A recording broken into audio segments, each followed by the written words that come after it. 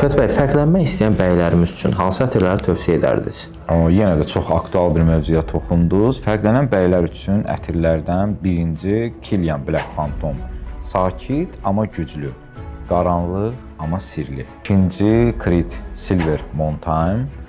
Təmiz, təzə və səliqəli. Bu ətir uğurun qoxusudur. Üçüncü növbədə mənim üçün Clive Christian'dan X4 Men. Lüks və nəzarət hissi. Öz dəyərini tanıyan kişilər üçün yaradılıb bu ətir. Dördüncü Armando Jane Montabak. Az danışan, amma diqqət çəkən bir ətirdir. Beşinci mənim ən sevdiyim ətirlərdən biri olan Dior Homme Intense ətridir. Zövqlü, zərif və dərin. Və yenə bonus olaraq bir ətir də deyəcəm, Hugo Boss'tan Unlimited ətri.